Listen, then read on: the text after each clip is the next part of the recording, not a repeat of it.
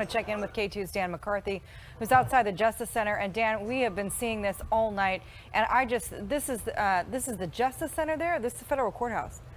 No, yeah, we're actually at the federal courthouse, Catherine, and I want to show you some of the graffiti that has been put onto the walls of the building and onto the structure. I mean, it is immense how long this goes on for. We're just going to walk a little bit further down here. I'm actually looking at a large group of police who are at the Justice Center, and that's where a lot of the protesting have been taking place. But as you can see, Matt Craig going to walk us through. You can just see the amount of graffiti that is just lining the walls here. It is truly immense on the floor, on the walls, on the ceiling, not up to the ceiling, but at the very least onto the glass as well. It is fully spread out here. And this is obviously where we saw a lot of the protesters here for the past couple of hours and what they were gathered doing. So it was a very active time for the past couple hours as folks were gathered around here. And so we see some of the results of what was happening, and clearly a lot that will need to be cleaned up in the days to come, guys. Hey, Dan, I wanted to ask you, earlier tonight, Portland police tweeted out that protesters had broken windows at the federal courthouse, and then they said that protesters had entered the building. They later corrected that to say that no one had entered the building, but they didn't clarify whether windows at the federal courthouse had actually been broken. Are you seeing any from where you are?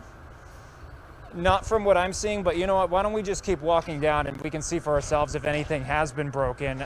But no, from the looks of things, all I'm seeing is graffiti lining the glass and the walls here.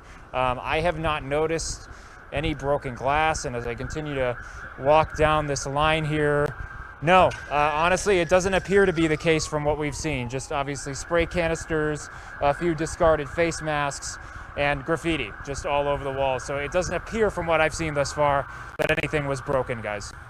And what about the crowds near you? I was talking with Allison earlier how, again, for lack of a better explanation, it's as if police, law enforcement are pursuing small pockets of protesters kind of throughout the downtown area now. Is that kind of what it's like where you are as well? It's been actually very, very quiet where we've been. I mean, obviously, we have been close to a pretty large police presence here. So with that in mind, that might be part of the reason. But outside of the Justice Center and behind the Justice Center, where we've been for the past 20 minutes or so, there have really been just one or two people that we've run into the entire time that we've been here. So it is significantly quieted down from the crowds that we saw outside of the Justice Center a few hours ago. Okay, Dan McCarthy, thank you so much. I know you're keeping track of a lot of different things down there. This is the view